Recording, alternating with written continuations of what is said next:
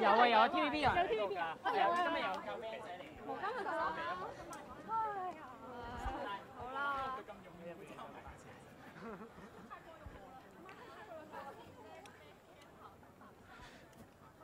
歡迎各位收睇蘋果動新聞嘅另一個直播。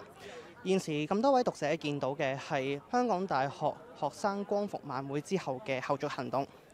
反送中抗爭風波愈演愈烈，多間大學嘅校長都先後就住連日嚟嘅一啲示威或者抗議去表達自己嘅立場同埋聲明。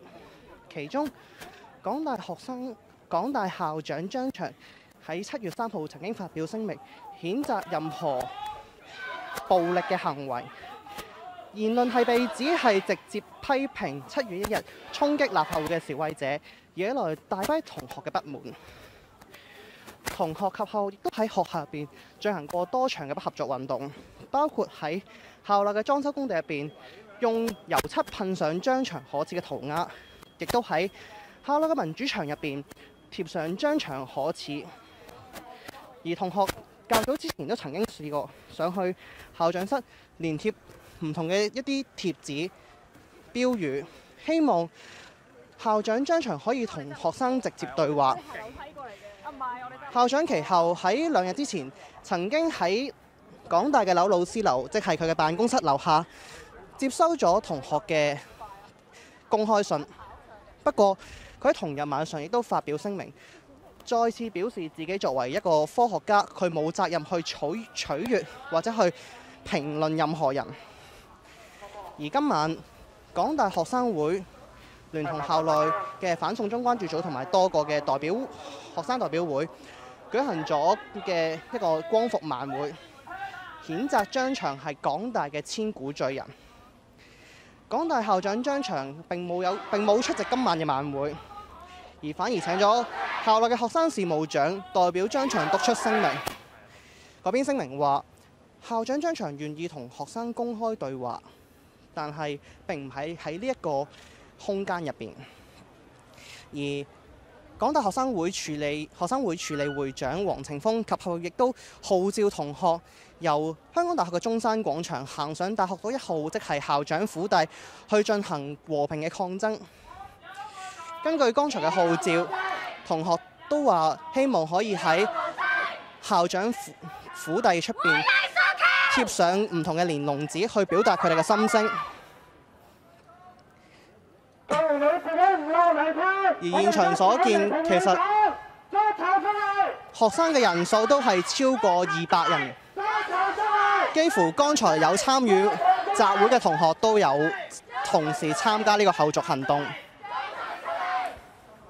啦，而家校長都係唔出嚟嘅，咁咧而家大學事務委員會同學生會咧就有好多咪報紙。係啦，咁咧依家大家就嚟到呢個大學道1號。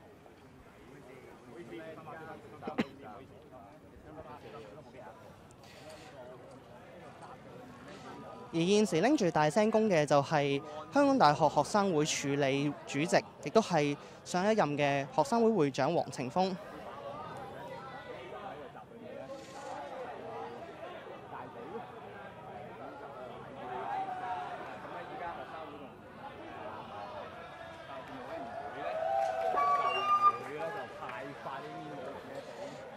而現時呢，學生會嘅成員呢都陸陸續續咁樣派發喺手推車入邊嘅一啲咪帽紙。學生會嘅代表之前亦都話，希望可以喺港大校長嘅府邸外邊嘅鐵閘外面貼上唔同嘅咪帽紙，令港大多一幅嘅連儂牆。而喺早前嘅較早時間，港大嘅李國賢堂外邊亦都曾經掛出一幅直幡，上面寫上張翔微共可恥。呢條路咧雖然喺半山咧，但係都比較多車。而呢番直幡喺直至今晚7點嘅時候，亦都尚未被拆除。係啊，遊行上嚟校長官邸，我哋喺呢度希望可以同校長講到我哋嘅聲音，收回聲明。光復港大，收回聲明，光復港大。剛才咁多位學生會嘅代表所講嘅收回聲明，正正係講緊港大校長張翔喺7月3號喺立法會衝擊事件之後2日發出嘅聲明。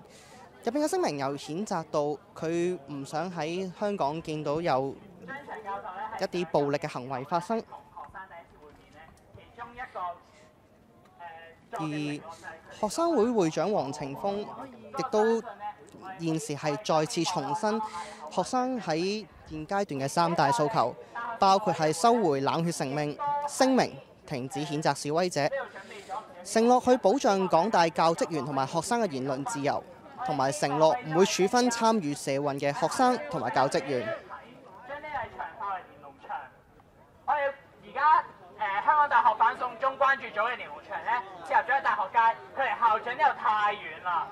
所以咧，我哋希望咧可以喺呢度直接將我哋嘅聲音寫俾校長睇。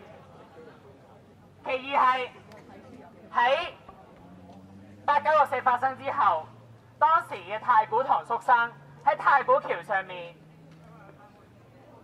寫住而家我哋太古橋嘅字，留到而家，所以我哋都希望可以喺呢度，大家可以幫手將我哋嘅聲音、將我哋嘅字都寫喺校長門口呢度，話俾校長聽，我哋嘅聲音係點樣。8、9年嘅人嘅字跡可以留到今日，我哋希望校長胸襟亦都可以容納到我哋今日呢14隻字。所以咧，希望大家如果可以咧，即刻分工合作啦，咁就一啲人咧就可以咧去攞面務招埋分俾身邊嘅人，而另外咧就有啲人咧，如果希望嘅話都可以幫手咧喺地下上面寫上嘅字。我哋嘅大學事務委員會嘅同學咧已經準備好咗油漆同埋筆。而第三就係咧，我哋剛才咧下面中山廣場嘅橫額咧，亦都係有熱心嘅同學咧用咗好多時間去準備。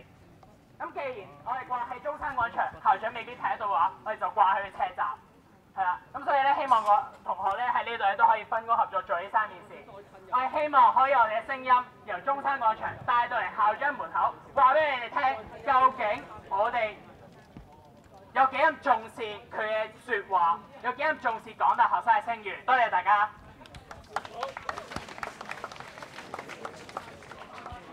剛才學生會處理會長黃晴鋒再次呼籲咁多位同學可以令喺手推車上面嘅咪帽紙同埋油漆，發表自己對於校長張翔嘅一啲聲音同埋自己嘅一啲訴求。其實喺剛才晚會嘅較早時段啦，我哋都曾經同過一啲今日參與晚會嘅一啲同學或者舊生去傾過嘅。咁大部分嘅參與晚會嘅舊生都話，對於張翔早前7月3號嘅言論係相當之失望嘅。咁亦都有好多同學去話咧，其實即係相較大家都係大學校長，喺科大校長史維7月1號所發表嘅校內電郵入邊，佢哋嘅措辭係明顯更加中肯同埋係肯定同學同埋年輕示威者嘅訴求。喺史維嘅校內電郵入邊呢，佢就話其實佢對立法會所發生嘅事係感到擔憂同埋痛心。雖然多方指出呢係有關嘅暴力係需要譴責，不過近乎過多星期嘅一啲事態發展呢，並唔係社會大眾係唔能夠單去透過理解示威者係有單一或者暫時嘅不滿，其有必要去承認大部分嘅年輕人同埋示威者喺清楚行動之下、後果之下，仍然都希望付諸行動。香港大學係香港嘅言論自由堡壘，係不容許任何人侵犯，亦都不容許有一個唔配嘅人做我哋嘅校長。希望大家可以一齊嚟幫手，我哋呢度有啲面報紙可以過嚟車站隔離呢度攞嘅，或者同埋身邊傳開去。我哋係時候要將我哋嘅聲音帶俾校長聽。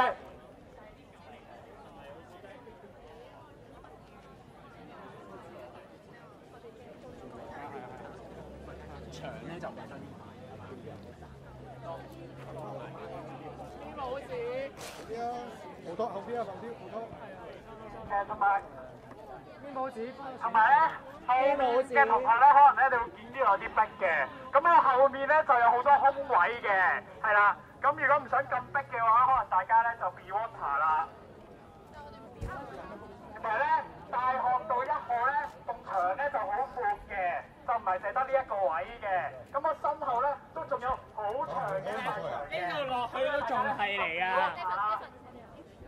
唔係，你叫 Vincent drop 好咗先啦。係啊，有冇粉筆啊？係啊，drop 晒㗎嘛，drop 晒，直接去抄份。我哋有㗎啦。嚇？我哋有㗎啦。你叫 Vincent 邊啊？你整低架蛇啊？你要 drop 晒7隻字。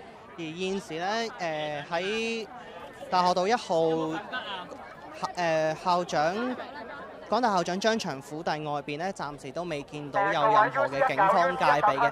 而喺府邸入邊咧，就有少量嘅保安人員就暫時企咗喺度，就觀察門外嘅學生嘅行動。咁但係就未有舉起任何嘅攝錄相機，或者有任何嘅驅趕行動。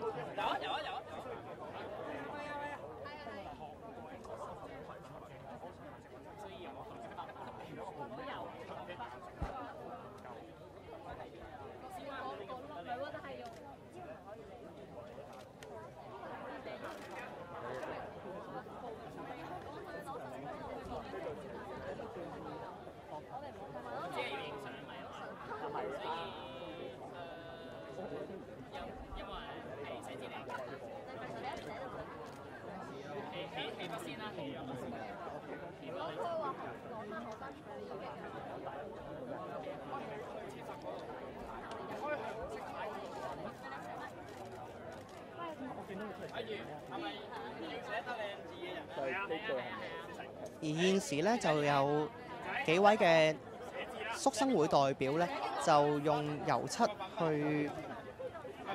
就去喺港大校長張翔府邸外邊咧，就塗上一啲油漆嘅。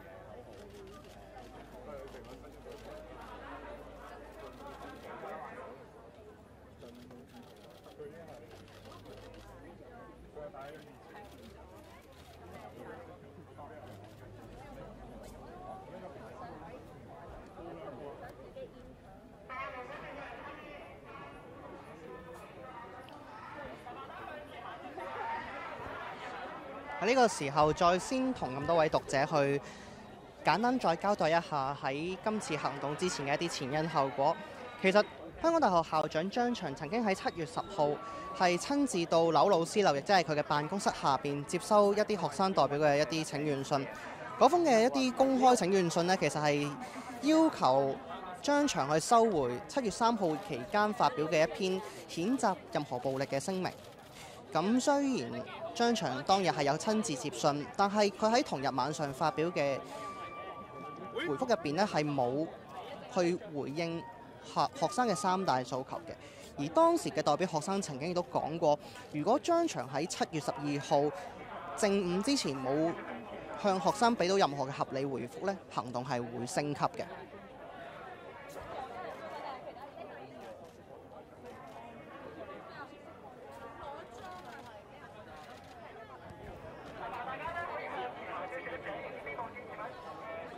剛才嘅晚會期間呢，其實都有唔少嘅一啲同學或者係一啲舊生代表曾經都有講過，香港大學校長係喺咁多間嘅大專院下邊係地位係向來超然，社會同埋學生都會對校長有一定嘅期望，亦都有一啲系會嘅代表曾經有講過。佢哋唔期望張翔可以成為5·4運動期間北大校長蔡元培咁樣可以捨身去保護學生、去營救學生，但希望佢仍然可以尊重同學嘅言論自由同埋校內嘅學術自由。咁亦都有好多嘅同學表示，今日喺參加晚會嘅時候都表示，對於張翔連日嚟都仍然拒絕去正面回應同學嘅訴求，係表示非常之失望同埋憤怒嘅。佢哋都曾經要求過張翔應該要去辭任港大校長一職。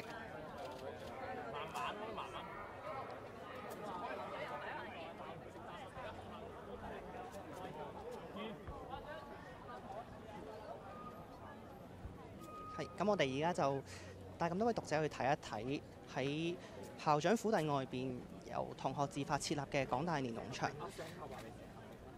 咁喺連儂牆上面咧都有貼咗同學大大小小嘅一啲訴求啦，包括係回應學生嘅訴求啦，亦都係有批評張翔嘅早前嘅言論係非常之可恥。咁除咗喺校長府邸外邊由學生自發嘅港大連儂牆之外咧，早前其實同學亦都有喺港大嘅另一個位置設立咗連儂牆嘅。不過喺較早時分咧，曾經係有一啲不明人士咧係有試圖撕去上面嘅一啲聲明嘅。咁有部分嘅人士咧係當時係操內地嘅一啲口音。咁剛才喺晚會入邊咧，都有其中一位研究生代表咧，曾經去指控過帶頭發起嘅係一位現時喺港大研究生會入邊擔當幹事職位嘅學生。而港大研究生會喺近日咧都發生咗一個修憲嘅風波。港大研究生會咧喺星期日咧就會舉行會員大會。當中咧係討論有唔同嘅修憲嘅一啲草案，包括係廢除繁體中文字作為港大研究生會文件嘅官方語言，亦都會喺憲章入邊去加入一啲要求所有嘅參與嘅行為係必須符合基本法保障基本法原則之下嘅一啲措施。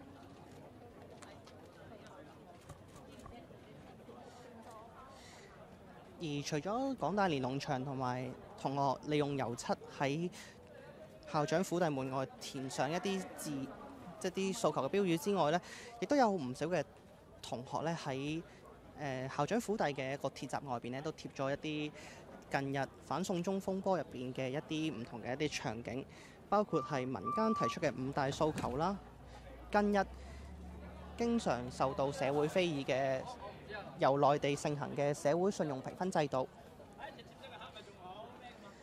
亦都有同學去貼上當年六四期間嘅一啲圖片。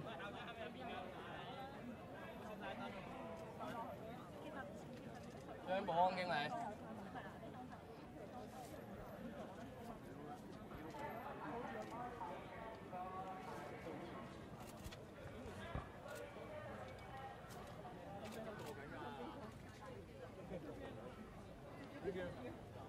小心！小心！小心！小心！哦，小心嗰邊。上網邊。張燕君。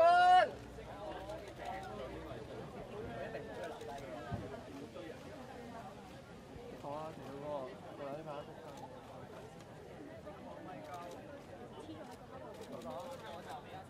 咩啊？係啊，保安經理啊。係啊係。好愛學生啊！嗰位經理，睇唔到喎，有冇暴力對待學生啊？你睇翻佢嗰陣時點？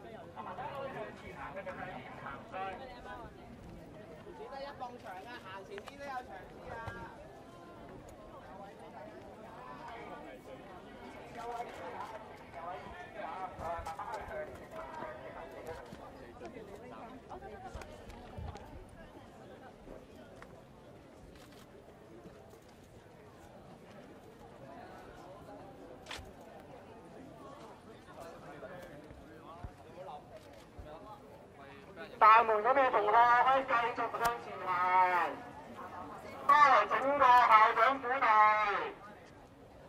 將校長府地外牆變成聯動牆，咁張同學一起身就睇到我聲音。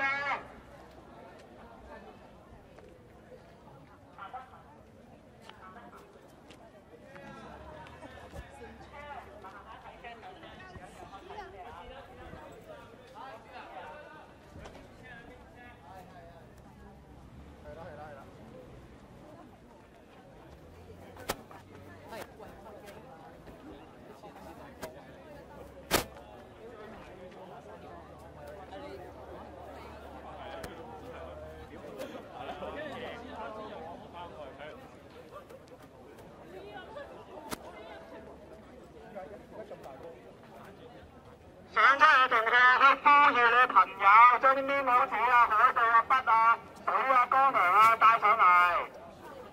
咁都要飲水㗎。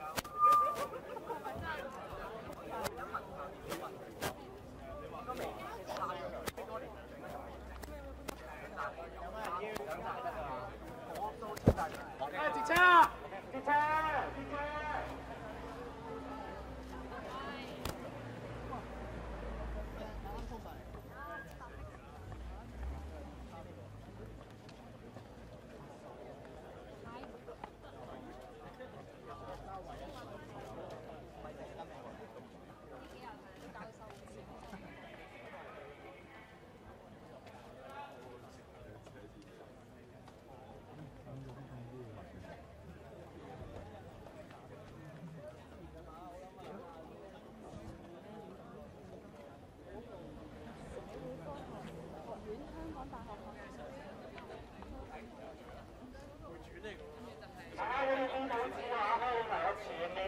購物車咧，有得大家幫手傳俾喺場前面嘅朋友。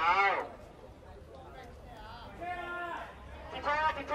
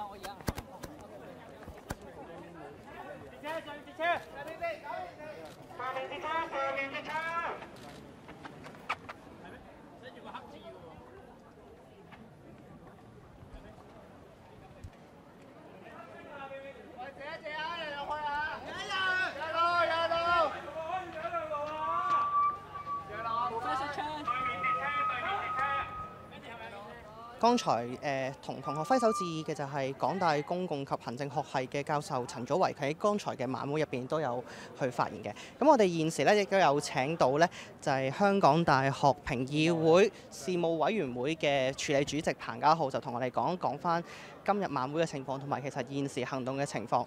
好，唔該晒彭同學。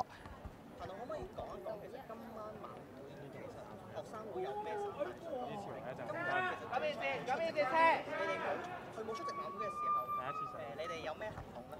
其實我哋今日晚會嘅訴求其實係希望張翔收回佢喺針對7月1號嘅事件嘅聲明啦。咁因為當中佢係唔去理解同學嘅動機，去進行一啲衝擊立法會嘅事件。咁當然佢係譴責呢個暴力嘅發生，但係我哋都懇請張翔校長去了解暴力同武力嘅兩回事啦。咁亦都佢同時間係無視去忽視咗點解同學有呢個動機。每樣嘢去做一樣嘢都會有個動機喺度，但係似乎張翔身為我哋嘅港大校長，佢冇去好好咁理解同學嘅做法，或者係香港年青人嘅做法。咁我諗呢樣嘢係我哋對於佢最大嘅訴求同埋問題喺度。現時其實即係學生會當時有號召同學去即係參與去圍堵校長府嘅行動啦。咁其實有冇話一啲具體嘅訴求或者係希望做到嘅效果咧？其實我哋最基本都係想張翔校長出嚟去公開正面回應學生嘅訴求啦，去理解翻同學點解會有呢啲行動啦。咁而唔係透過一個中間人去喺呢個晚會嗰度轉達佢自己嘅信息嘅重複佢自己喺電郵嘅信息入邊嘅內容。咁呢樣嘢係佢係冇正面到至今都未正面回應過同學嘅訴求。其實剛才咧，學生事務長梁日前咧都係有曾經代表張翔發言啦。咁張翔校長啦，咁都喺2日之前咧曾經係即係親自落到劉老師樓下咧係接信嘅。你自己覺得其實咁樣係咪已經叫做釋出善意咧？你覺得夠唔夠？當然佢接信嘅事係前幾日嘅事，但係去到今日佢都未去作出一個正面嘅回覆。我諗個訴求已經好清晰同埋好清楚，但係佢至今係冇一個合理嘅同埋係俾到同學一個滿意嘅答覆咯。明白。咁現時見到你哋咧，係咪都未有一個可能會即係離開嘅意欲？會唔會話考慮係無限期留守，直至張翔校長出嚟去同學生直接對話咧？我哋現階段係將一啲訴求黐喺外牆上邊啦。咁我哋都希望更加多嘅同學去做咗呢個行動先。彭同學，咁其實咧，即係我相信你都有睇到各間院校嘅校長發表咗唔同嘅一啲聲明啦。咁就內容都或者立場都各異嘅。你自己覺得張翔校長同埋其他院校嘅校長聲明有啲乜嘢唔同？同埋你自己會係最欣賞同埋即係自己最痛心係邊一篇聲明咧？其實佢同其他校長唔同嘅地方就係佢冇理解到學生點解有呢個動機啦。咁即使係暴力，咁每位校長都會覺得遺憾啊，或者譴責咁樣。但係同時間佢亦都要知道係雙向嘅，所有東西去造成都係雙向嘅。咁而佢哋有冇去 address 一個制度暴力嘅問題啦，或者係個議會失效嘅問題咧？咁呢樣嘢係要佢去再了解多啲同學嘅動機，係因為係政府同埋政權迫使佢哋咁樣造成。陳祖維喺度，等一陣。好。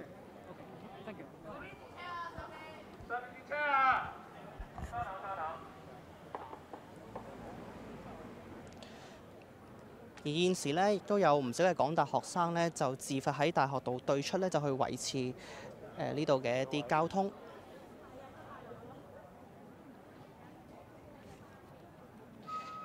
剛才同學喺稍為散開嘅時候咧，我哋都比較清楚見到現時喺校長府第外邊嘅一個用油漆塗上嘅字。咁上面咧其實係寫上2句嘅，分別就係近刻助紂枉為長，進節不如為我成。咁其實都係即係抨擊翻校長張翔咧，其實就係助紂為虐啦，同埋即係縱容警方嘅濫用暴力，就唔去譴責佢哋，就枉為港大嘅同學嘅師長。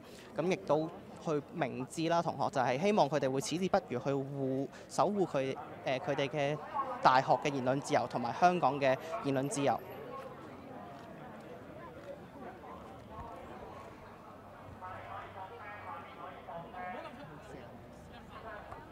唔緊要嗱，如果唔夠位咧，你哋企喺出邊。但總之就唔可以其他地方。得啦，OK 好。我同佢講一次。OK， 得你。點啊？我同你一齊入去。你想唔想？你想唔想？唔好入咗去，我同你入去。係咁現時咧，似乎咧學生嘅代表彭家浩都會聯同陳祖為教授咧，就會考慮進入去大學府邸咧，可能去做一啲初步嘅一啲前期溝通。咁但係都仲未知道校長張翔會唔會直接出嚟同學生對話。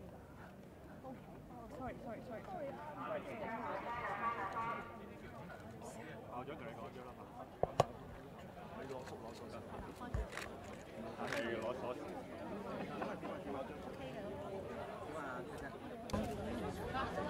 揾咩碼？啊，校長，我知啊，但係而家但係我而家就會開就唔可以咪先？而家你俾我咪同我俾啲同學講下嘢先。有冇人可以？陳教授，你而家係咩情況？可唔可以講一講啊？我要講，但係我唔夠聲喎。係點咪先？頭先嗰位同學叫咩名啊？嚇？有聲啊！你講得啦，陳教授。睇唔到。頭先嗰位同學，你叫咩名 ？Jordan。係。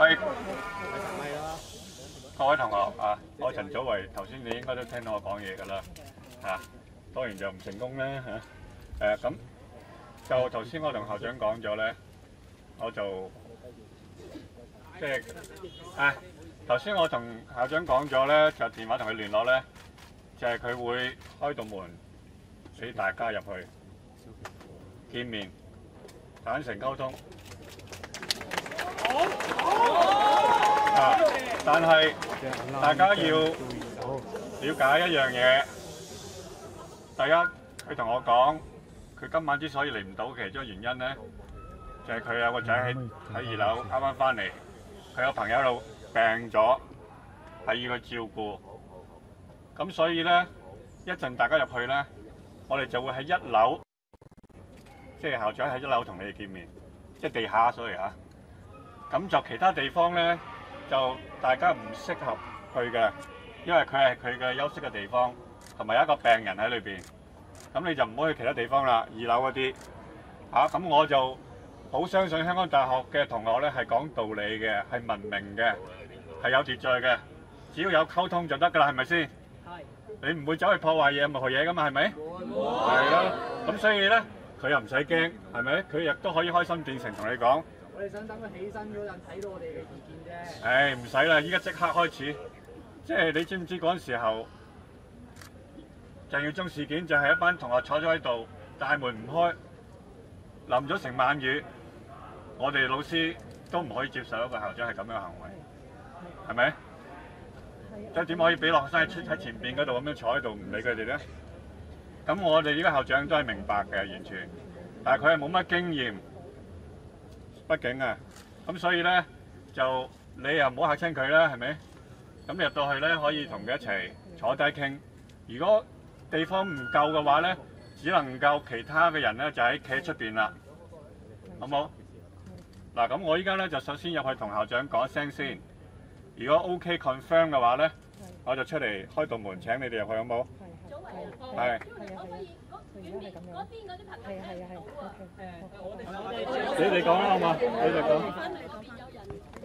係，剛才陳祖為教授咧都話咧，其實校長張翔咧係願意出嚟大家我依家即係一個人入去先，並且喺府邸嘅唔好入嚟住，好唔好？全部嘅朋友你都唔好入去。剛才咧陳祖為都話咧，校長有同佢解釋今日出席唔到晚會嘅原因，佢就話今晚佢喺府邸入邊咧就有一位客人係因為生病，就需要喺2樓休息，佢要照顧佢，所以佢就唔能夠去到晚會入邊同咁多位同學見面嘅。但係佢亦都同陳祖為教授講咧，佢就話佢其實係相當願意同同學去即係直接對話嘅。咁現時咧佢哋都仲係討論緊一陣間嘅一啲見面嘅一啲細節。我咁剛才陳祖維亦都重新同同學去希望佢哋可以去用一個和平理性嘅態度去同張翔去對話，就唔好任意去進入府邸嘅其他地方，亦都破壞其他地方。咁現時咧，學生事務長梁日先亦都走上前，就希望去同校長府邸入邊嘅保安咧係即係溝通嘅。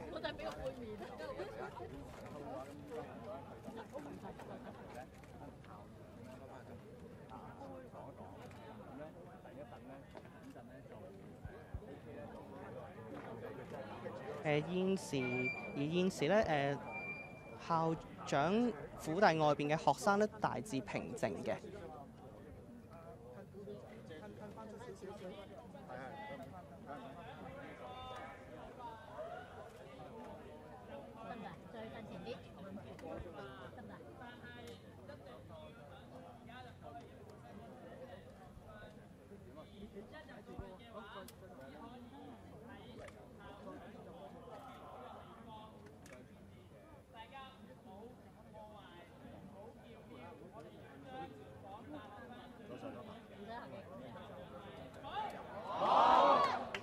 剛才咧都有同學去重複翻陳祖維有講過嘅一啲呼籲，就係希望咁多位一陣間入去校長府邸嘅同學可以保持港大同學嘅質素，就唔好去叫囂，唔好去破壞入邊校長府邸入邊嘅設施。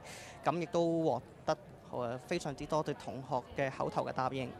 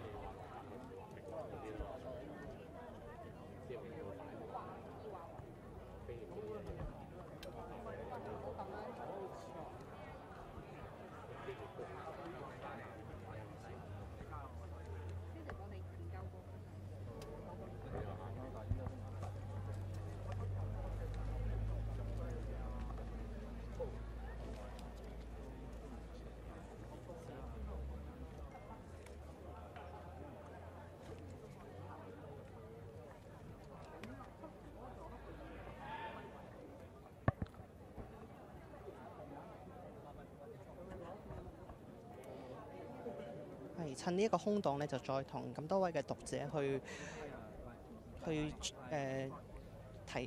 重溫翻今日港大學生會同埋好多同學喺晚會上面提出嘅3大訴求，包括係收回冷血聲明、停止譴責示威者、承諾保障港大教職員同埋學生嘅言論自由，同埋承諾唔會處分參與社運嘅學生同埋教職員。咁喺剛才嘅集會期間呢，其實非常之多嘅同學咧都係要求咧，即係校長張翔咧就唔好只係去譴責示威者嘅暴力，亦都應該需要譴責校長濫權咁現時咧，張翔同埋陳祖慧已經出咗嚟啦。All right, I welcome everybody come to my lodge. The only thing is upstairs, one kid actually is sick right now, so please stay in the first floor. And okay, all right. Okay, great. Thank you.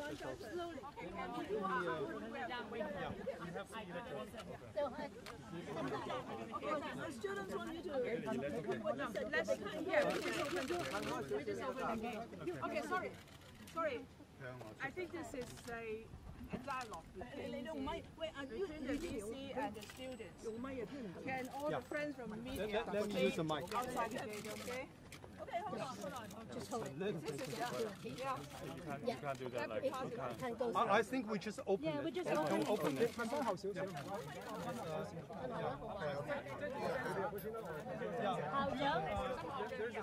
係現時張翔已經出咗喺校長府邸門外啦，咁佢就願意打開大門，再同大家對話嘅。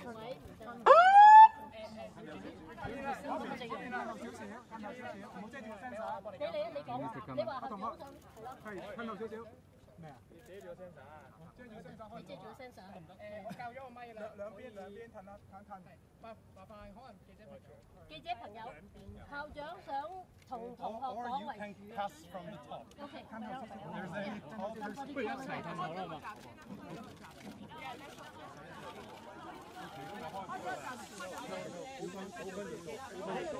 褪後少少好冇？你棘住咗我咩？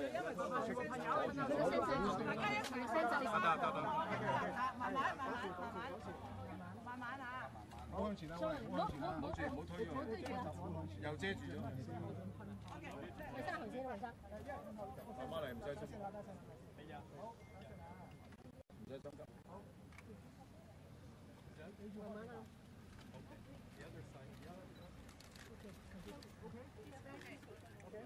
係，我哋現時都已經見到校長張翔正喺門外迎接傳媒同埋同學入內嘅。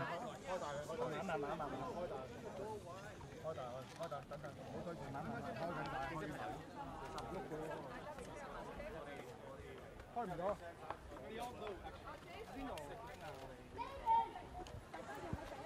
學生後邊啲學生撞到你，後邊啲學生。唔係我啊，喺邊度傾嘅？我哋定咗個先。Yeah, it's so good that you finally No, I need to talk welcome about you. yeah.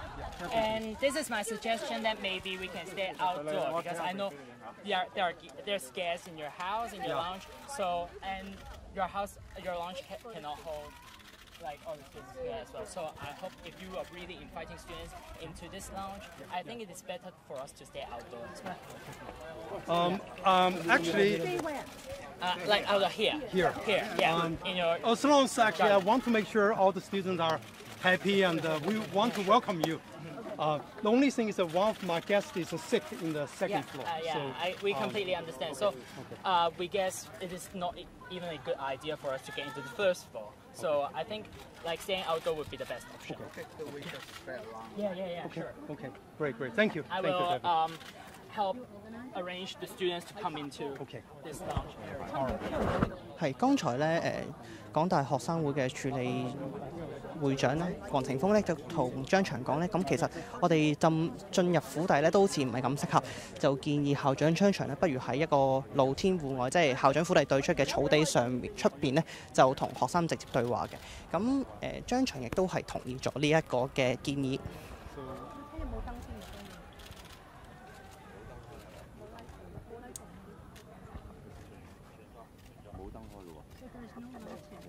Yeah. Let's see. 如果係冇燈光，收到唔得。The lighting. Professor Zhang. Yeah. So. Students would like to invite you to, like instead of, excuse me. Students instead of staying in the lounge area, they hope that you can go to the campus area to talk about it. So maybe because I guess University Drive is not really a good venue as well. What about we go back to Sun Yat-sen I Place? think this yard, because actually the kid is sick, is my guest. I have to, and I'm only adult in the house right students now. are quite, they don't really feel comfortable in the yard. like this place is not that familiar to them. So I guess they suggest staying on University Drive, but I think it is also considerable to go to the Sun Yat-sen place. How about that?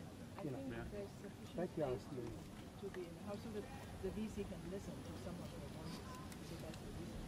yeah. No, I think the president is worried about his sick guest on the second floor, and he in the house is the only adult who is responsible for the safety and well-being.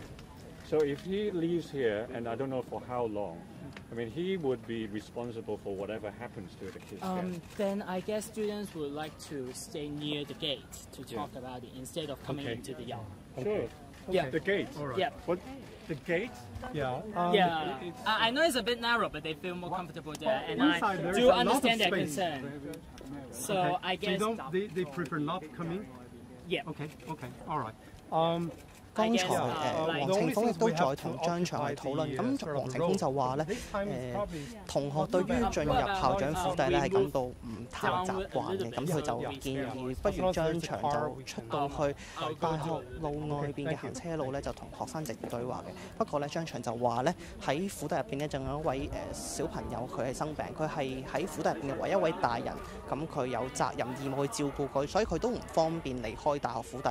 咁最後咧喺陳祖維嘅介入之下咧，就折衷咗，就會同學繼續留喺府邸外邊嘅閘外咧，就同張翔咧就直接對話。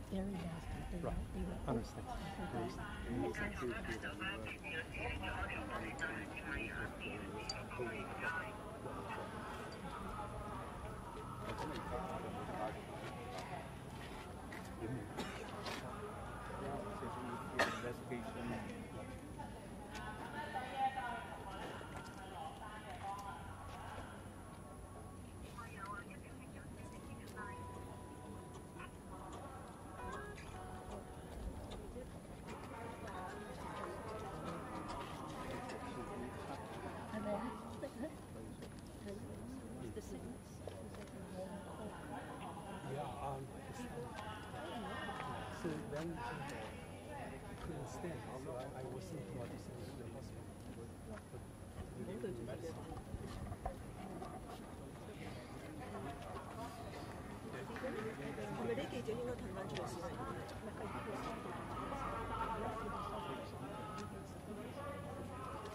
So I think now the traffic is probably okay.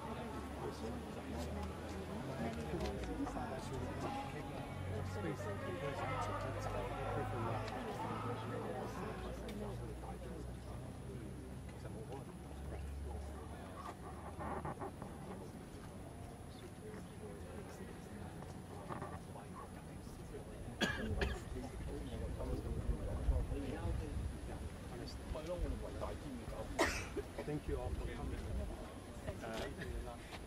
I think they will be under control. You know, the student union is also concerned. Yeah.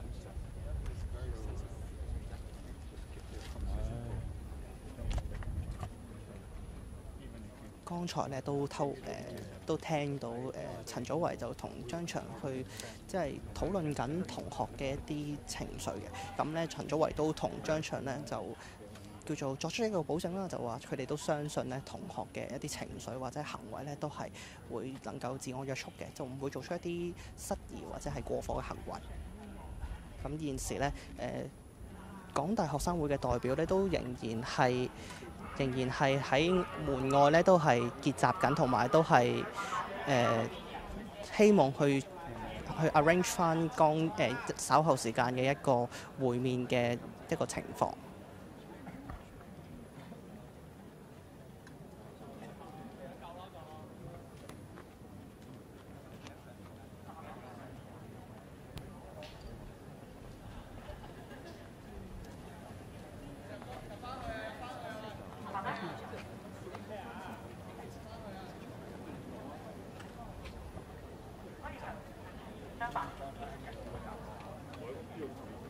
麻煩再多少少係啦，唔好意思。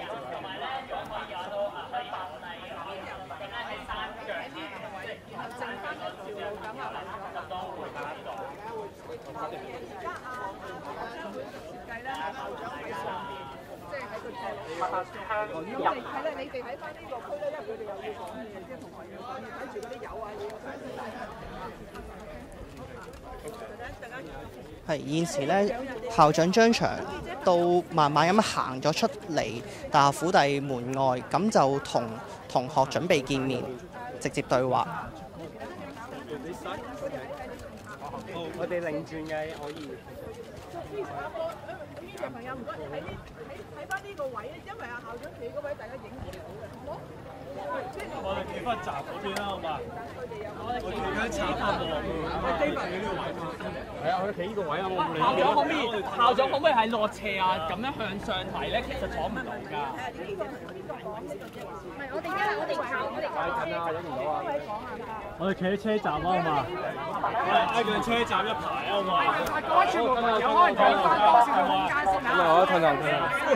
但係各位全部可以讓翻多少空間先嚇。係，小心遊山，小心遊山。小心啊！小心。嗱，我哋喺路口頂有時有，大家小心啲嚇。我諗記者朋友要坐低，如果唔係咧，校長唔可以做校長啊嘛。後面仲有好多位啊。你會幫住後邊啲同學咧，見唔到校長啊。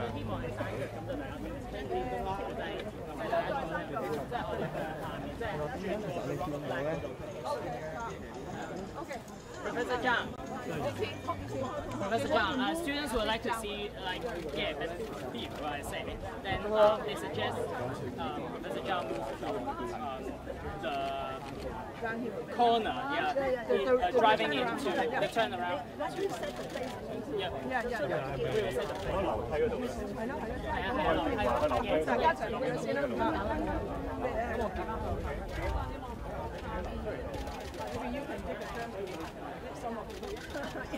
Wow, so fast. 係，然後現時咧就亦都有一個再新啲嘅安排，咁同學咧就會再退翻去大學8週年校舍嘅範圍入邊，咁然後再請校長張翔就落。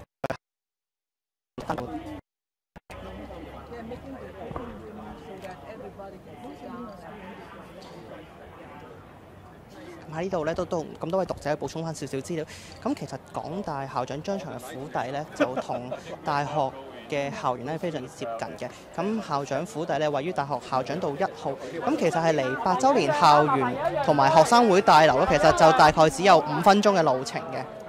麻煩大家讓一讓路啊！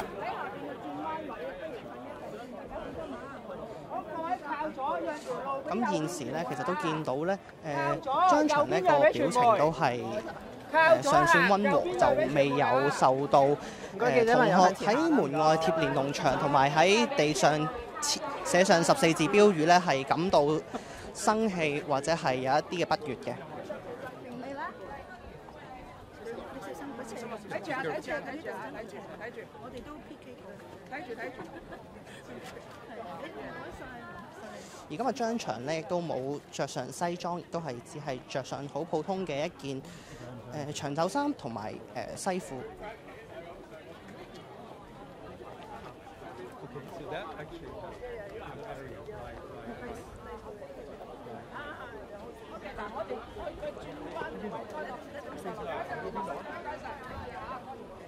小心！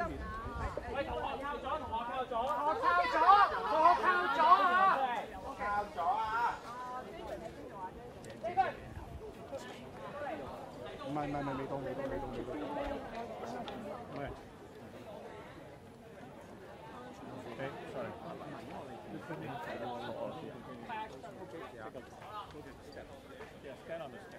唔好意思，唔好意思啊，喂，咁呢度啦，我哋一排咁樣，一排喺度好唔好啊？各位，大家聽緊呢個。係呢邊好唔好啊？要少少嘛。係啦。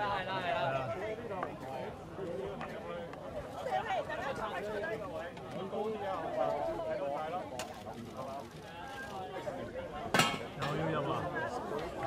小心！一入就窄㗎啦。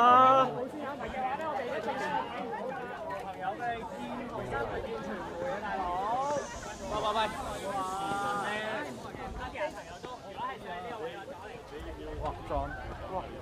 麻煩各位傳媒朋友，因為咧我哋後面都仲有好多同學嘅。傳媒朋友，唔好意思。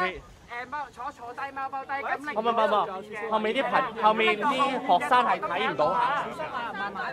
因為咧，各位傳媒朋友，可唔可以一係喺呢邊啊？大家集中喺呢邊得唔得？咁你又影到。係啦。OK。校長係想見學生多啲嘅。影張相先 ，OK？ 影完之後褪翻一個位，讓翻啲同學見話。唔該晒，唔該晒。我後面咯。新傑，你有冇大聲公？各位傳媒朋友，我哋今日有個目的咧，就想同校長溝通嘅。如果咁樣嘅話咧，我哋不但見唔到校長之餘，亦都冇辦法同你溝通，聽到大家講嘢。所以可唔可以麻煩各位傳媒朋友拍爛檔，可能一陣後睇翻呢邊，另外呢邊你哋或者你哋請上晒大家。同學亦都有條路俾各位傳媒朋友分開啊！係咁。你冇啦，啲收音。點啊？夠唔夠位啊？呢度？揾兩台機過嚟呢邊咧，我白人咧，唔該，撈過埋嚟一次，各位同學可能再褪多少少啊！呢度比較逼咧，各位傳媒朋友又冇乜位企啊！係咁咧，剛才咧亦都有一個情況出現，就係同學就有一個訴求，就係希望咧就傳媒嘅鏡頭就唔好阻住佢哋同校長嘅直接會面，咁就希望傳媒可以退去一個比較後嘅位置，同去記錄呢一場嘅會面嘅。咁現時所見咧，咁多位嘅一啲傳媒咧都係願意接受呢個安排嘅。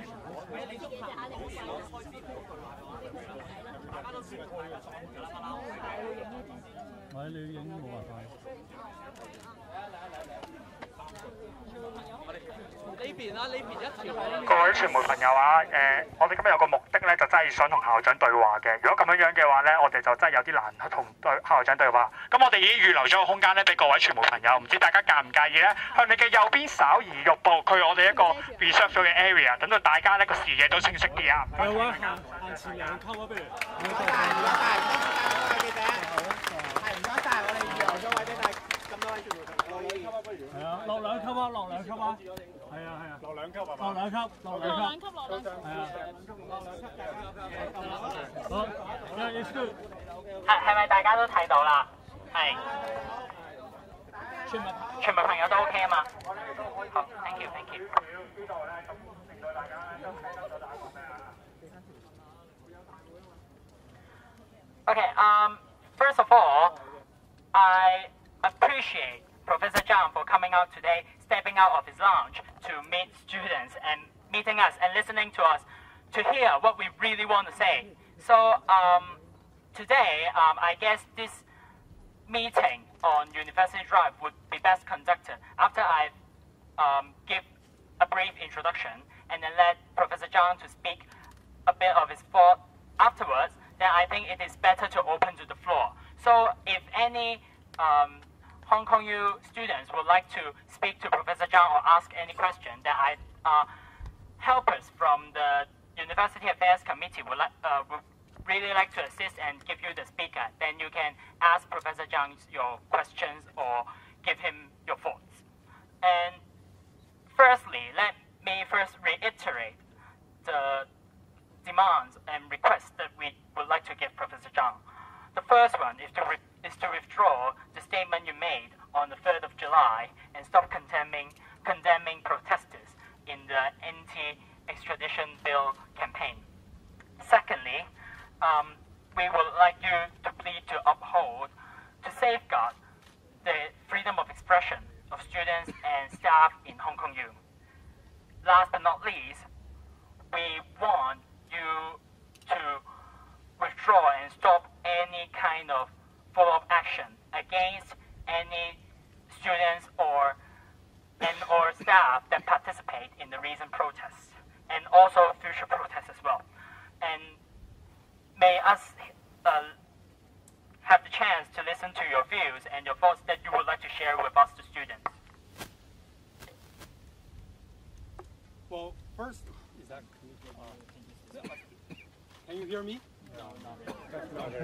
turn. Okay. You can hear, right?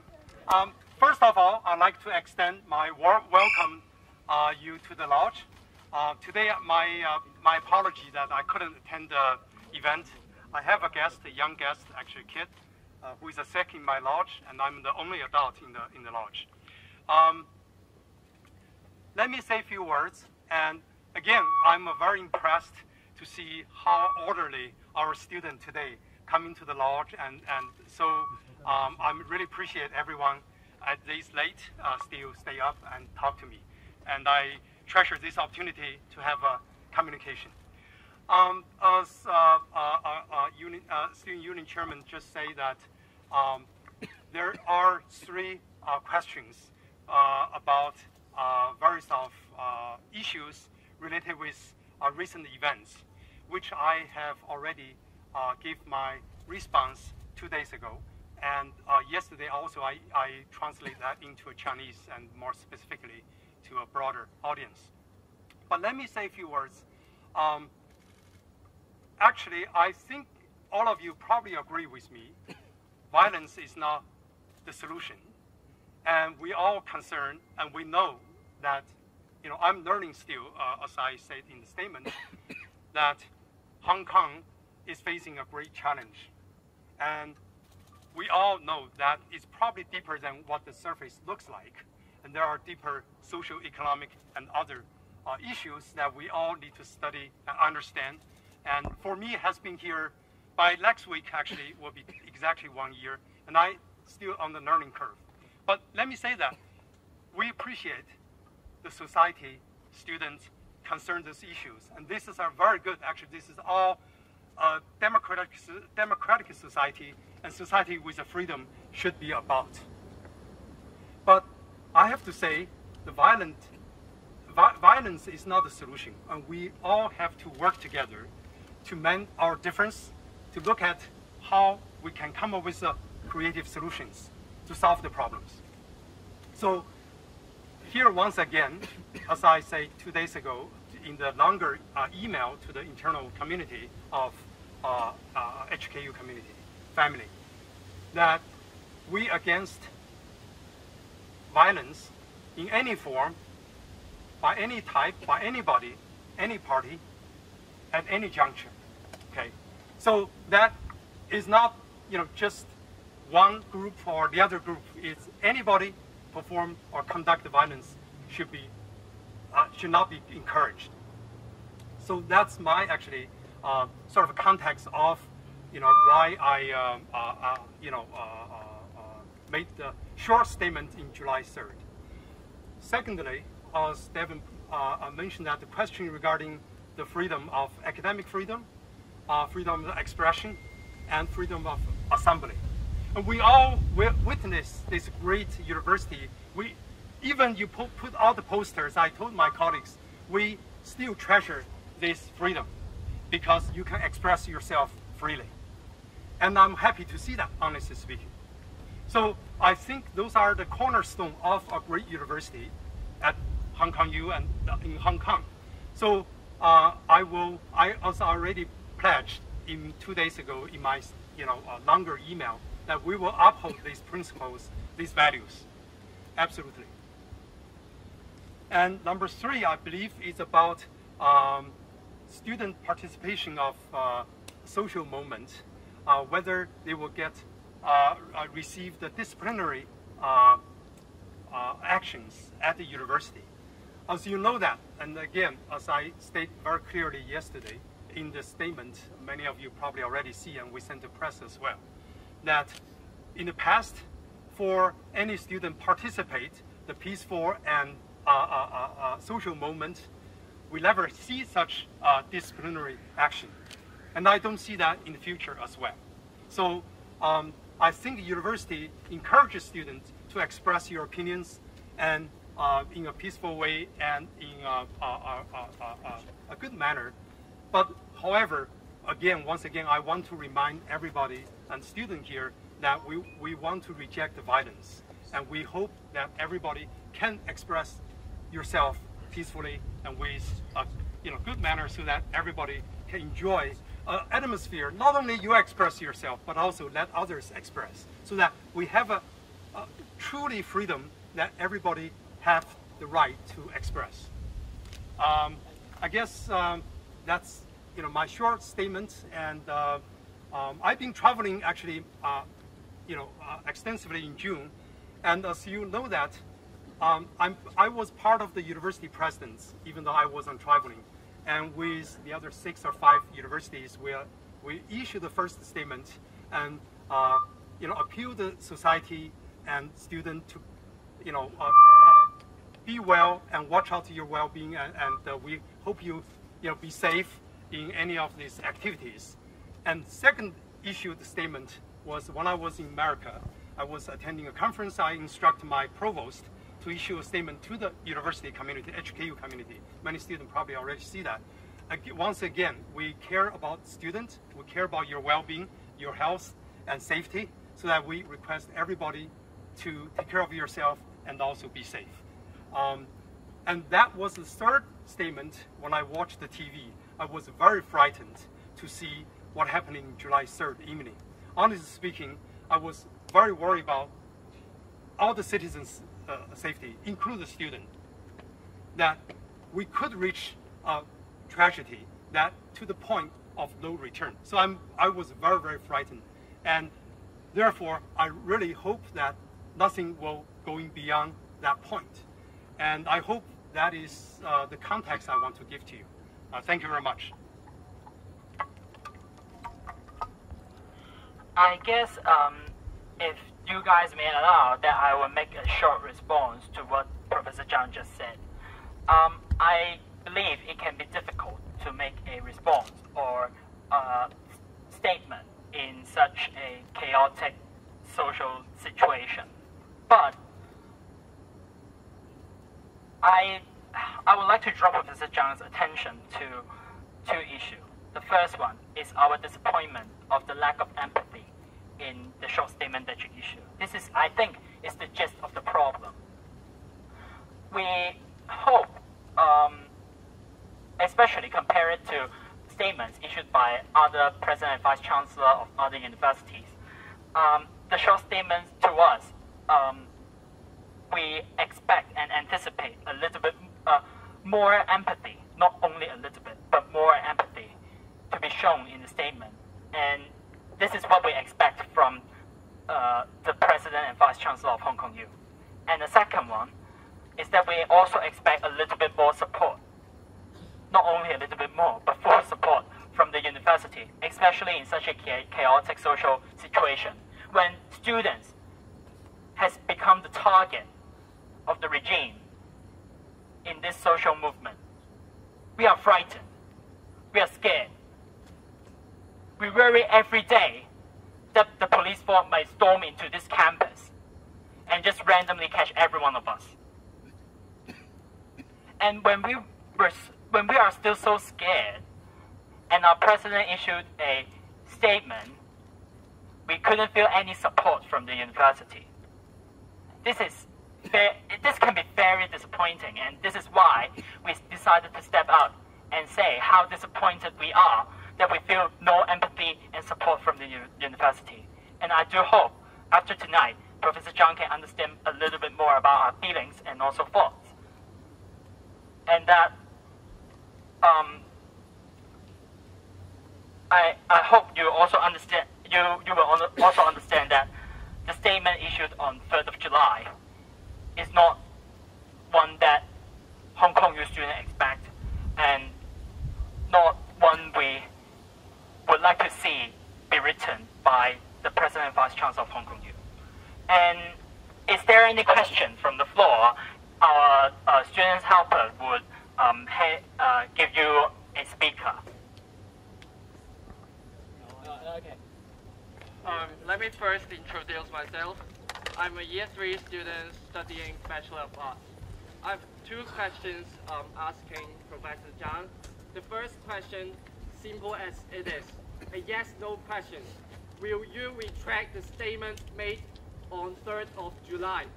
And the second question is, you generally mention that you are against all kinds of violence.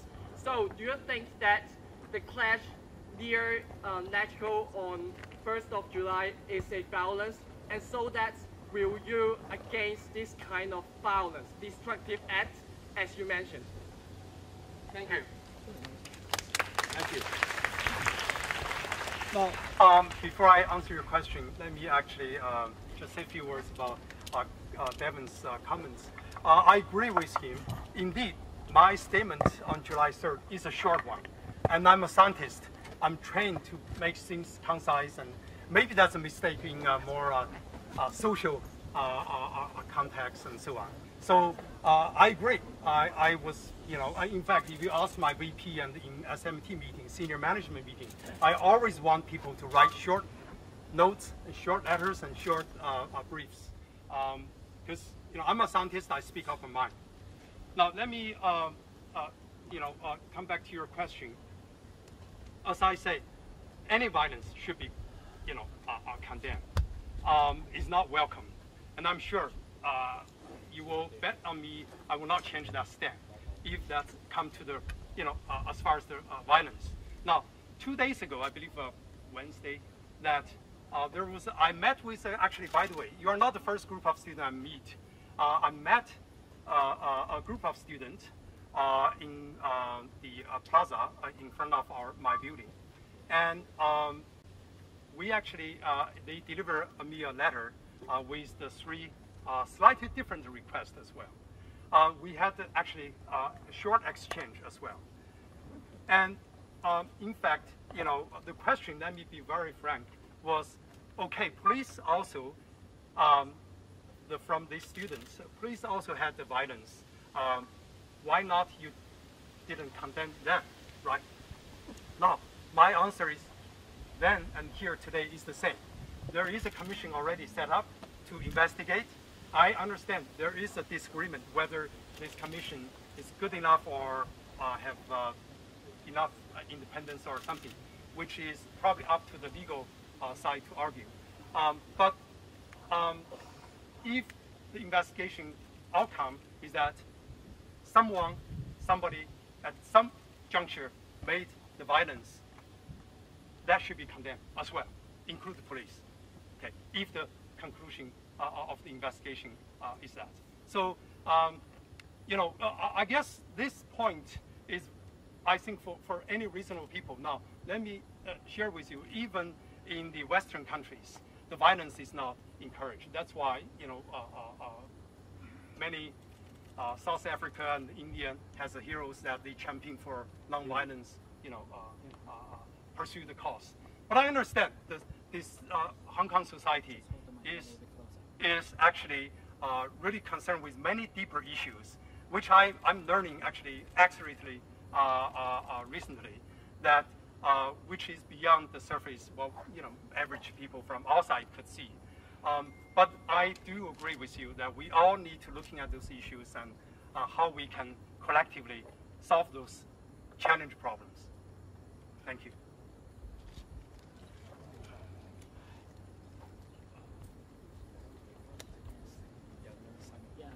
Who has the speaker? Yeah, please speak up. Hello, Professor. Yes. Professor. Right. Testing. Right, testing. Hello, Professor. I'm an alumni from the university. My name is Marcus. It's very welcoming that you actually came out and meet students. And I have actually 4 questions for you.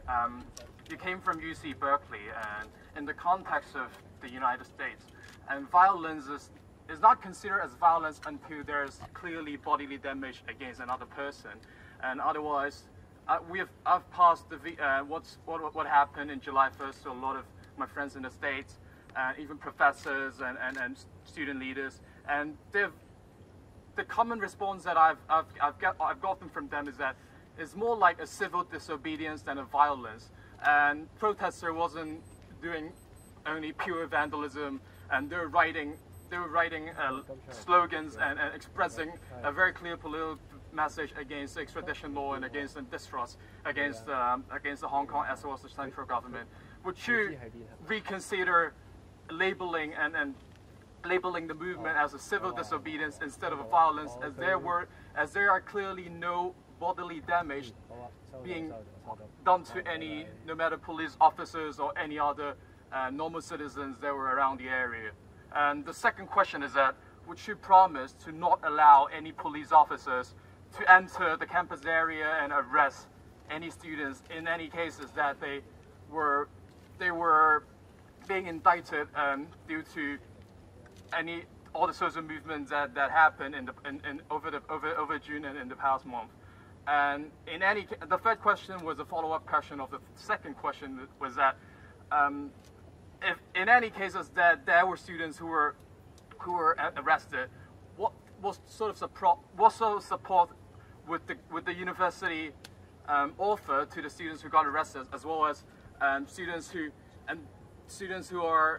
might not be arrested, but they are severely depressed due to the movement and due to seeing their friends being beaten up by baton and seeing friends who got sprayed by pepper spray or tear gas bombs. So what sort of support and concrete actions would the university offer to our students? And the fourth question is that you have mentioned that you are a scientist, but before you're a scientist, you're first and foremost an intellectual. And as the previous Vice Chancellor of CUHK, Go Kwon, who has just passed away last year, he has shown a very sympathetic attitude towards the students back in the 1989 student movement. And would you, as an intellectual, support the establishment of an independent committee to investigate the police brutality, including shooting protesters at their head, including shooting press, and so on and so forth, which are clearly considered as war crimes, even in war zones or even in any wars that happen all over the world. So these are the four questions, and I hope you can reply them in a concrete manner. Thank you. Thank you. Now you are really testing my memory.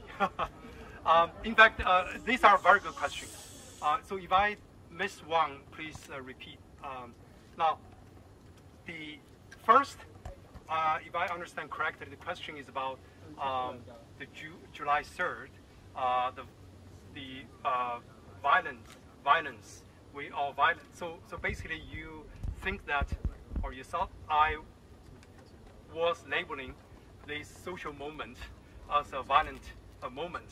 Let me make it clear once for all.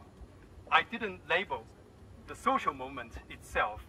And I think actually the social moment generally is good. I mean, look at how many people go to the street, and most of march are very peaceful. Honestly speaking, I'm very impressed with how orderly and how people, most of, I would say, in a very orderly manner.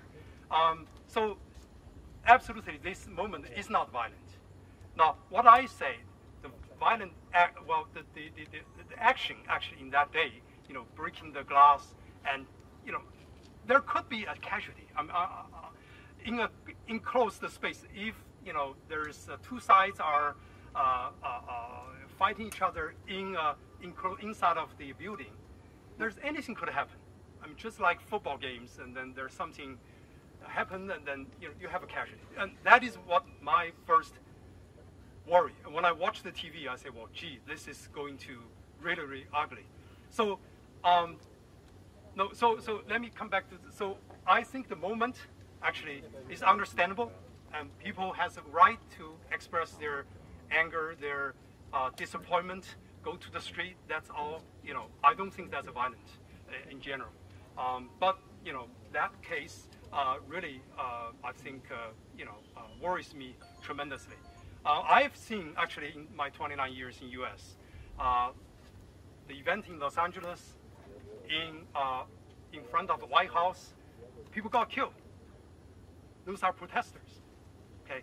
And I have to really worry about, I mean, if we go into the tragedy, the point, there's nobody can turning back. And let me also make the other point, and I think many media friends here maybe also I'd like to make a note here, is I was actually condemned the act of that breaking the glass, really pushing to the point of the limit of tragedy. And I didn't really refer to the students because, you know, many people are there, many citizens, and so to say, simply say I condemn students is not, you know, right, or it's not accurate at least. So the second question, please. I forgot. Sure. Yeah. So actually, the first question is that whether you consider identifying the incident that happened on July 4th, and which I'm particularly referring to the storming of the Legislative Council as a civil disobedience instead of a violent movement. Sorry to interrupt. Because it is near midnight, and I know that some of the students here, they will need to catch the last train if they want to go to school. So maybe we want to propose that if we want to, like, using a method of show of hands to see if we want to continue this discussion. Maybe we try to rearrange another occasion that more students can come to join us and to have a more thorough discussion. Okay, that's fine. You agree with another open occasion for all students? Yeah. We will find the other occasion. Anytime. Yes. Open for all students. Yes. Would you mind if I interrupt a little bit? So I'm basically just transferring messages from basically a Telegram group that's verified HKU students to you. Yes. And basically, I think we all appreciate that you're willing to come out tonight, but it's already very late, and I believe that not every student is willing to, well, stay here and finish this not informal forum. And also, this is a very dangerous space for us to just all sit here and hear you talk. So the group has proposed three points for you to consider.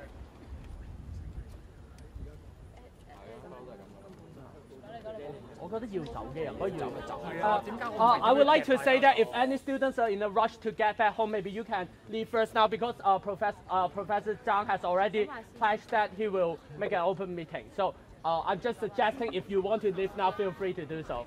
We understand. Excuse me. Professor Zhang, I'm so sorry, but I think it's no point for us to continue to stay here and listen to you to repeat your own statement. And from your answers just now, I think you still lack the understanding towards the current situation of Hong Kong. And I don't think at these conditions, you can make a proper response to our students.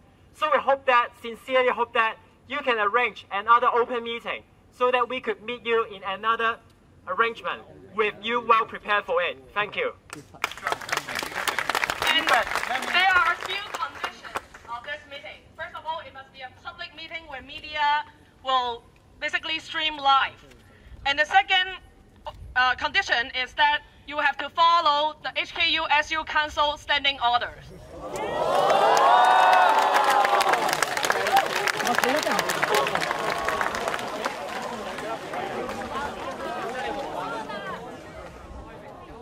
Now, with all respect, I have to learn what is your order in that book. So allow me, please, to look into that. But I'm, in fact, before even you make a request, last few days, we're already planning to hold a dialogue with a student to have some exchange with a student and teachers and the university community. This is actually in the planning already. So definitely I welcome the opportunity to have more discussions with you and to further. I understand some of you may have to catch the train, the last train, but definitely I'm happy today we have a chance to talk and to exchange some ideas. Thank you. Excuse me, Professor, can you respond to all 4 questions that I've just mentioned? I mean, in the interest of time. First question is, would you reconsider identifying the movement as a civil disobedience that happened on July 1st, which is the storming of the Legislative Council, as a civil disobedient movement instead of a violent movement? Because there is clearly a use of force, but there isn't any people who got injured and harmed.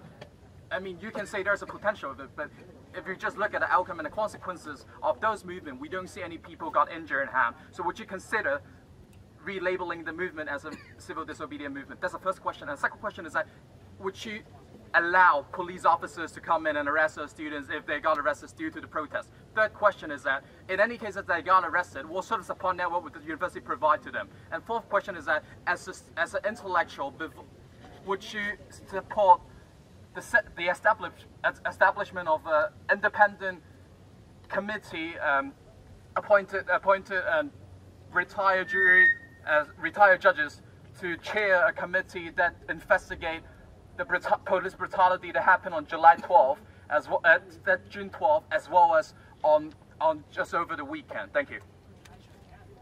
So now, if I remember, second question, your question is about whether I should relabel or readdress, call it civil disturbance. Disobedience. Now, you must from law faculty probably originally. Now, I would say the violent act actually doesn't have to you injure somebody or you kill somebody. Somebody can blow up the bridge. What do you call them? It's a violent act, right? So I think that probably is not, again, I'm not a sort of judge or legal person, but I think it's a common sense for people to, see that use the force, strong force, and try to achieve something, right? I would probably still refer this as a violent act. Now, still, violent act could be, different degrees of that. That can be, arguable. I guess that's up to the professional to decide. The third question is about the police. Would you allow police officers to enter campus? No, I will not allow the police officer to enter the campus to arrest the student if they don't have any lawful entrance or warrant. Okay, so they have to have a permit or lawful warrant to enter the campus. Okay. So, and I think you may know, well, some of you think about this scientist is just working on the bench and doesn't have any heart. I don't have to give you too many examples, but when I heard our canteen done, actually not too far from here, the student dan canteen, the new canteen opened, I think last summer, the food was bad. And I was reading actually some social medias. I don't read very often, but that was just one incidentally. I read the social media because there was a news about some new bridge, it's Zhuhai Bridge. And then I was reading, and then there suddenly pops up 15 comments. People say, oh, HKU student canteen is pretty bad now, that even newer. So second day, actually, I went to the canteen, spent 1.5 hour there, talking to students, talking to staff there to understand. Of course, some people say, we don't care, but I would say half of them say, indeed, it's worse than before. And third day, we have SMT meeting on Thursday, I remember. And I talked to our vice president who in charge of the overall student service, and I said, well, I give you 3 months, please, to fix this problem, whether to change the vendor or do something else. So we did it, and my information back right now from some of the students, including my own driver, actually, he goes there to take lunch. Now, the food is, he thinks that it's improved than many others, but maybe there's still some more room to do. Now, I do care deeply about the student, your well-being. And I met many, I visit actually quite high table dinners and student groups meetings and so on.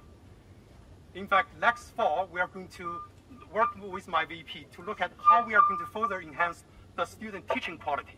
And these are all very important because before I even arrived, a group of students who spent time in Berkeley, UC Berkeley, as exchange students, came to my office. We spent 2 hours in my office.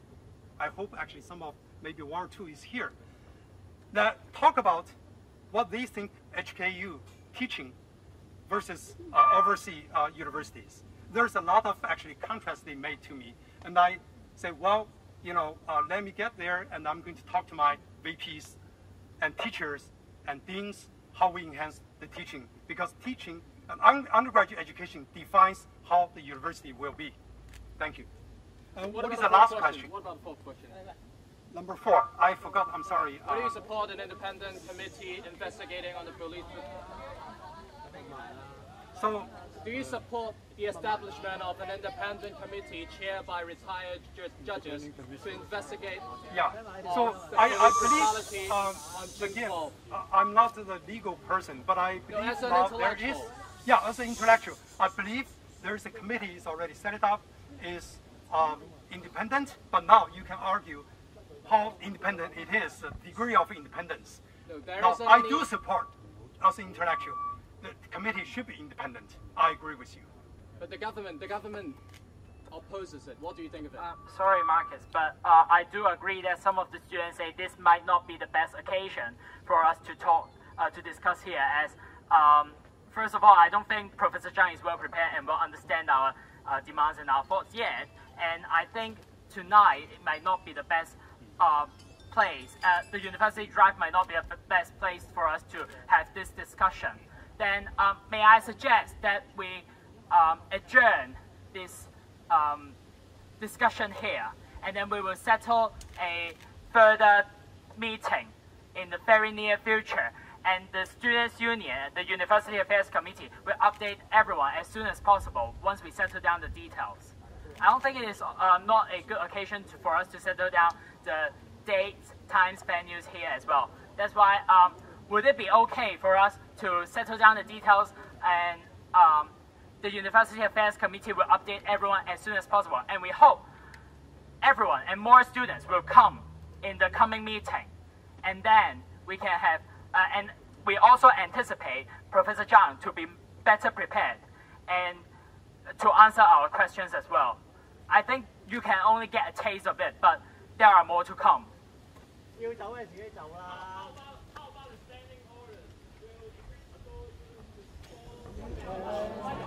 I think we need further discussion on the standing orders, as the purpose of having standing orders is to have an orderly meeting. So we will need further discussion on whether we need we will adopt the standing orders of the Union Council. Excuse me. I want Professor Zhang to promise that this meeting will be an open forum for all students. Will be open forum. Professor Zhang, first of all, we will only settle with an open forum that we allow all students and also media to come. And secondly, we anticipate and we also want the meeting to be settled within next week. No further delay. Would that be okay? Yeah, I promise. Okay. All right. Okay, good night. Student, let me make a half-minute statement. I know a lot of anxieties, a lot of worries, and I assure you, university do care about you, okay? And I may look like a cold scientist, but I assure you, we will do everything we can within our power to help our students in this difficult time. And I will make sure the university, our community, will get together. Thank you.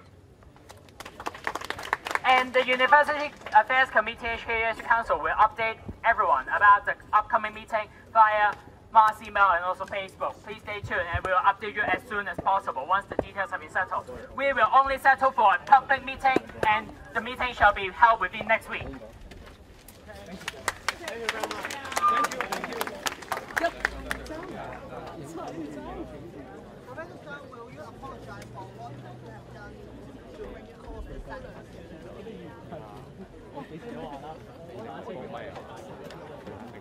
So we will have more time to discuss.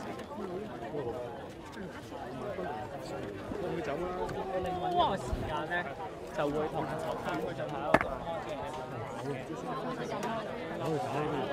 剛才香港大學校長張翔就同學生會結束咗大概約半小時嘅會面。咁喺會面入邊呢，其實校長張翔呢都係多次咁重複翻佢喺早前聲明入邊嘅一啲重點，包括咧佢仍然都會話佢係譴責所有嘅暴力行為。另外咧，佢亦都有話佢自己係認為其實7月1號嘅一啲衝擊立法會嘅事件係仍然係暴力。佢未有正面去回應有同學問咁到底嗰一場係咪一場公民不服從？不過喺張翔回應同學嘅一啲嘅時候，佢明言保證，如果警察喺冇得到法庭手令或者搜查令嘅情況之下，佢唔會容許警察係進入大學校園範圍或者社堂範圍去搜捕或者去調查同學嘅宿舍。而喺大概15分鐘之前，咁其實有同學就話咧，其實港鐵嘅尾班車都即將開出，咁同埋佢哋都認為咧，校長張翔咧喺今晚嘅準備係並唔夠，對於事件嘅了解都唔清晰，佢哋根本冇辦法做到一個有效嘅對話。而張翔嘅回應就話咧，即係其實佢係非常之關心學生，即使大家認為佢係一個冷血嘅科學家。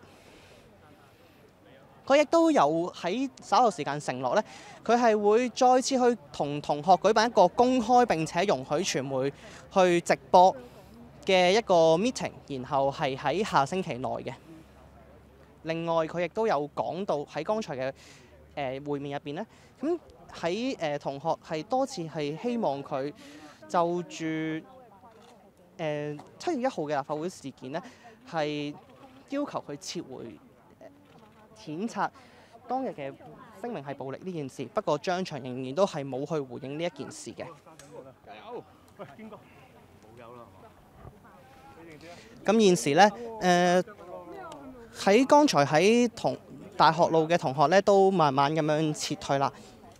咁我哋稍後時間會嘗試再揾一揾學生會處理會長黃程鋒，去同我哋簡單交代翻今日嘅會面。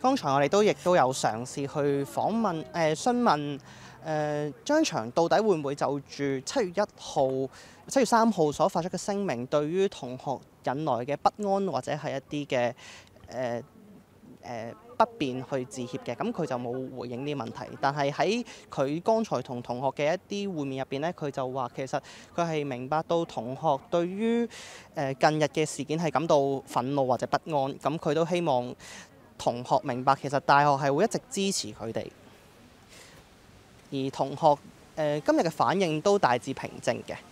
不過喺面對某一啲嘅題目嘅時候，都仍然係好不滿同張翔嘅一啲回覆。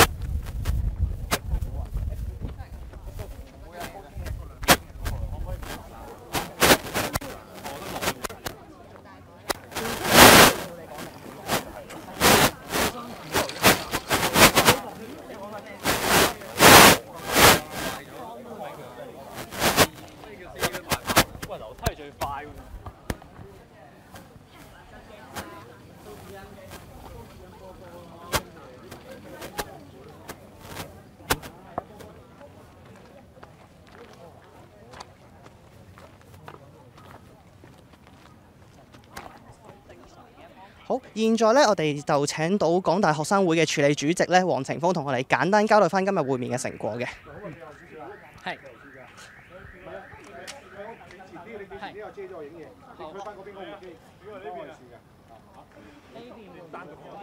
呢邊啊，呢邊啊。呢邊會唔會好啲啊？燈光或者係啦，係。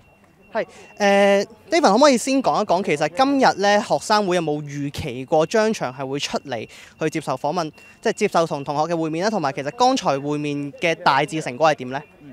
咁其實我哋覺得咧，張翔今日出嚟見學生咧，其實係佢嘅責任嚟嘅。咁所以咧，其實我哋都有期望過張翔係需要出嚟面對學生啦。咁但係咧，我會話咧，今日會面嘅成果，即係剛才喺下面轉角位樓梯嗰度嘅會面成果咧其實可以話係零嘅。其實基本上張翔教授都係重複緊佢之前聲明講嘅説話。咁所以咧我哋亦都覺得咧，其實咧張翔教授咧根本亦都係冇真正咁了解過我哋學生嘅聲音。咁所以我哋亦都咧提出咧喺嚟緊呢一個星期入面咧，張翔教授必須要舉辦一個公開嘅論壇，俾我哋所有同學去問佢問題，同埋俾佢真正咁樣去回應我哋嘅訴求同埋疑慮咯。剛才就話。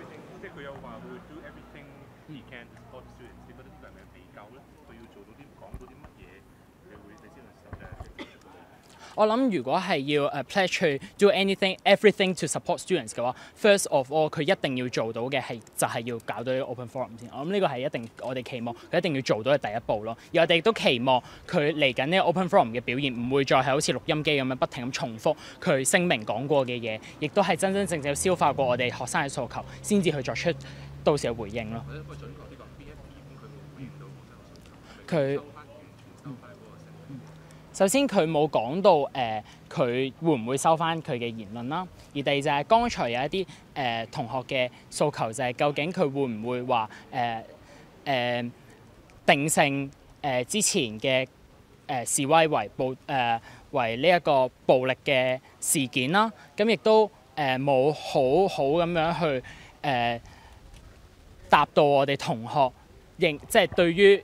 其實佢一路都係迴避緊，就係我哋同學對於佢嗰份聲明話欠缺同理心啦，亦都冇展示到學校對同學嘅支持。呢幾點其實佢一路都係迴避緊，佢只係話因為我平時寫嘢短咁樣。咁但係我哋唔期望我哋今日同校長會得到啲咁樣嘅答案咯。可唔可以再講下其實剛才就話會下星期再舉辦會面啦。第一樣嘢就係呢個會面其實傳媒可唔可以參加？同埋其實剛才都有好多同學就提到就希望咧校長就承諾咧，就唔可以俾啲警察咧，就喺冇一個手令或者搜查令嘅情況下入去社堂範或者校園範圍去進行搜捕或者去調查嘅。咁剛才校長嗰個回覆係點樣呢？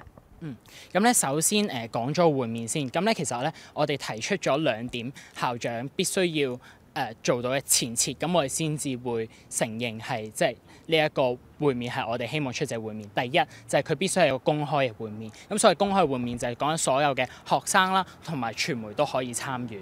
而第二就係呢個會面必須喺下個星期之內進行，係啦。而有關於就係話剛才喺即係講話警方可唔可以入校園範圍入面咧？其實咧，因為嗰個會面比較倉促嘅關係，咁所以咧，其實我哋相信咧，張翔教授亦都冇好多時間去好充分咁樣解釋。咁其實我哋亦都期望咧，佢可以喺嚟緊嘅會面入面可以再講多少少佢對於警方入校園嘅嗰個立場係點樣咯。